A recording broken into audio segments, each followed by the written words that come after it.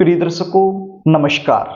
यदि आप अपने बच्चों की शादी को लेकर चिंता में रहते हैं, बच्चों की शादी में हो रही लगातार देरी को लेकर परेशान रहते हैं, बहुत ज़्यादा कोशिश आप कर चुके हो लेकिन फिर भी शादी के लिए रिश्ता पक्का नहीं हो पा रहा है, तो ये वीडियो आपके लिए है। आज मैं आपको इस वीडियो के माध्यम से जल्दी शादी होने का एक ऐसा सरल उपाय बताने वाला हूं। यदि ये उपाय आपने अच्छे से समझकर मेरे द्वारा बताए गए तरीके से कर दिया तो विश्वास मानिए आपके बच्चों की शादी में आ रही बड़े से बड़ी अड़चन दूर हो जाएगी और जल्द से जल्द शादी के लिए कोई अच्छा रिश्ता जरूर आएगा। प्रिय दर्शकों, ये उपाय यदि बच्चे खुद करना चाहें तो खुद भी कर सकते हैं और यदि खुद नहीं कर पाते हैं तो ऐसी सिचुएशन में माता पिता अपने बच्चों के शीघ्र विवाह के लिए ये उपाय जरूर करें। कई बार सिचुएशन क्या होती है, आपके बच्चे दिखने में भी सुंदर होते हैं, अच्छी खासी उनकी जॉब भी होती है या फिर अपना खुद का उनका बिजनेस होता है, भगवान की कृपा से आपका बैकग्राउंड भी अच्छा है, लेकिन फिर भी बच्चों की शादी में लगातार देरी बनी रहती है। तो प्रिय दर्शकों, ऐसा क्यों होता है? जन्म कुंडली का सप्तम भाव या फिर सप्तम भाव का स्वामी यदि अलगाववादी ग्रहों के प्रभाव में आ जाए या फिर जन्म कुंडली के 6, 8, 12 भाव में जाकर बैठ जाए या फिर महादशा अंतरदशा किसी अलगाववादी ग्रह की आ जाए या फिर नवमांश कुंडली में लगन कुंडली के सप्तम भाव का स्वामी पीड़ित अवस्था में आ जाए तो ये सिचुएशन बन जाती है। रिश्ते आएंगे, बातें चलेंगी, लेकिन कोई भी बात, कोई भी रिश्ता सफलता तक नहीं पहुंच पाएगा, बीच में ही ब्रेक हो जाएगा, चलती चलती बातें बीच में ही रुक जाएंगी, देखने वाले आएंगे, देखकर चले जाएंगे, लेकिन किसी भी प्रकार का पॉजिटिव रिप्लाई सामने से आपको मिल नहीं पाएगा। आप इंतजार करते रहोगे, कुछ ऐसे रिश्ते आएंगे जो आपके लेवल के नहीं हैं, आपको पसंद नहीं है तो आप अपनी तरफ से मना करते रहोगे, और कोई ऐसा रिश्ता जो आपको पसंद है, आपके लेवल का है, आप करना चाहते हो तो वो रिश्ता सामने से पक्का नहीं हो पाएगा। ऐसे में बच्चों की उम्र लगातार निकलती जाएगी। तो प्रिय दर्शकों, यदि इस प्रकार की सिचुएशन आपके साथ बनी हुई है तो चिंता करने की आवश्यकता नहीं है। वीडियो को पूरा देख लीजिए और जो उपाय बताने वाला हूं उसको अच्छे से समझ लीजिए। उपाय बताऊं इससे पहले आपसे निवेदन करना चाहूंगा, यदि आप चैनल पर नए हैं और अभी तक आपने इस चैनल को सब्सक्राइब नहीं कर रखा है तो मुझसे लगातार जुड़े रहने के लिए अभी इस चैनल को सब्सक्राइब कर लीजिए और बेल आइकन को भी प्रेस करके रखिए। प्रिय दर्शकों, चैनल को सब्सक्राइब करना, वीडियो को लाइक करना ये बिल्कुल निःशुल्क होता है, इसमें आपका कोई पैसा नहीं लगता है। यदि चैनल को आप सब्सक्राइब करके रख लोगे तो हमारी जो आने वाली नई वीडियो हैं वो आपको मिलती रहेंगी, और ये वीडियो यदि आप दोबारा से भी देखना चाहोगे तो आपको जल्दी मिल जाएगी। कई बार क्या होता है कि मेरे पास फोन आता है कि पंडित जी आपने वो उपाय बताया था उस दिन करने का, उस दिन तो हमने देख लिया था लेकिन आज हम कर रहे हैं तो कुछ चीजें भूल गए हैं, तो वो कैसे करनी है? तो मैं उनको यही कहता हूं कि आप वीडियो को देखिए। तो उनका बोलना होता है कि वीडियो हमें मिल नहीं रही है। तो वीडियो मिलेगी कैसे? जब आप चैनल को सब्सक्राइब करके रख लोगे। तो इसलिए कहता हूं, चैनल को सब्सक्राइब करने में नुकसान तो कुछ होता नहीं है, नहीं आपका कोई पैसा लगता है, लेकिन फायदा आपको ये हो जाएगा जब भी आप वीडियो देखना चाहोगे आपको आसानी से मिल जाएगी। तो प्रिय दर्शकों, अब आप उपाय सुन लीजिए, इसको ध्यान से सुन लीजिए। ये उपाय आपने गणेश चतुर्थी से शुरू करना है और अनंत चतुर्दशी तक ये 10 दिन जो बनते हैं, ये 10 के 10 दिन ये उपाय आपने करना है।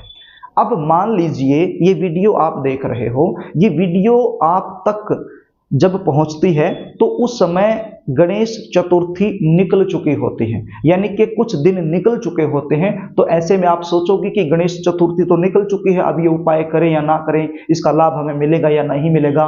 तो देखो, मैं आपको बता देना चाहता हूं, यदि ये वीडियो जल्दी आपको मिल जाए तो फिर तो 10 के 10 दिन आप ये उपाय कर सकते हो आसानी से, कोई दिक्कत नहीं है। लेकिन ये वीडियो मान लीजिए आपको गणेश चतुर्थी से लेकर के अनंत चतुर्दशी के बीच में किसी और दिन मिलती है, तो उसी दिन से ये उपाय आप शुरू कर सकते हो, तब भी आपको लाभ मिलेगा। आपको बता देता हूं, गणेश चतुर्थी 7 सितंबर शनिवार के दिन है और अनंत चतुर्दशी 17 सितंबर मंगलवार के दिन है। तो 7 सितंबर शनिवार से लेकर 17 सितंबर मंगलवार तक ये उपाय आपने लगातार करना है, यदि ये वीडियो टाइम से आपके पास पहुंच जाती है तो करना क्या होगा, ये उपाय करने के लिए क्या सामग्री आपके पास होनी चाहिए।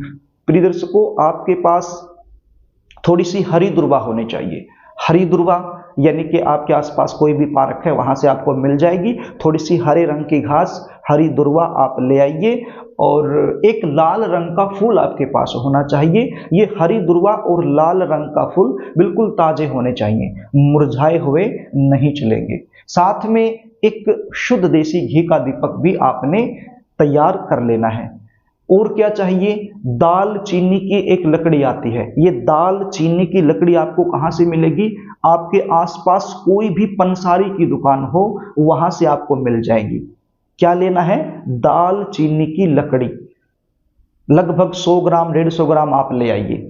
तो ये दाल चीनी की जो लकड़ी है ये आप 1 दिन 2 दिन पहले भी लाकर रख सकते हो, क्योंकि ये खराब नहीं होती है। लेकिन जो फूल और हरी दुर्वा है ये आपको तुरंत लेकर आनी होगी, क्योंकि यदि ज्यादा पहले आप लेकर रखोगे तो फिर ये खराब हो जाएंगी, मुरझा जाएंगी। तो इसलिए बिल्कुल फ्रेश होनी चाहिए। और दाल चीनी की लकड़ी आप 1-2 दिन पहले भी लाकर रख सकते हो। तो ये चीजें, ये उपाय करने के लिए आपके पास होनी चाहिए। तो गणेश चतुर्थी के दिन से आप ये उपाय की शुरुआत कीजिए। और आपको बता देता हूं, यदि आप गणपति जी महाराज की जो प्रतिमा है अपने घर में ही लाकर रख रहे हैं, क्योंकि बहुत सारे ऐसे दर्शक हैं जो गणपति जी महाराज को लेकर आते हैं, अपने घर में विराजमान करवाते हैं 10 दिन तक या 5 दिन तक, जो भी है, मतलब अपने घर में बैठाते हैं। यदि आप गणपति जी महाराज को अपने घर में ला रहे हैं तो फिर आप ये उपाय अपने घर में ही कर सकते हो, गणपति जी महाराज की प्रतिमा के सामने बैठकर। और यदि गणपति जी महाराज को आप अपने घर में नहीं ला रहे हैं, आपके परिवार में ये परंपरा नहीं है, तो फिर आप किसी भी गणपति जी के मंदिर में जाकर ये उपाय कर सकते हो। और आसपास गणपति जी का मंदिर आपको नहीं मिल रहा है तो फिर कोई भी शिव मंदिर आपके पास हो वहां पर आप जा सकते हो, क्योंकि शिव मंदिर में गणपति जी महाराज की प्रतिमा आपको जरूर मिलेगी। तो ये सारी चीजें लेकर के आप मंदिर में चले जाइए और सबसे पहले जाकर के आपने ये जो घी का दीपक मैंने बताया ये आपने जला देना है। उसके बाद ये जो हरी दुर्वा है ये भी गणपति जी महाराज को अर्पित आपने कर देनी है। जो लाल रंग का फूल है ये भी आपने अर्पित कर देना है।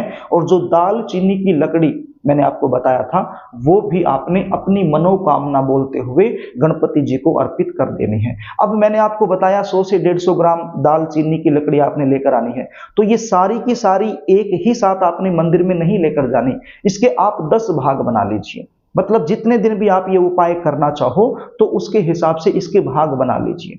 थोड़ी थोड़ी हर रोज ले जाइए।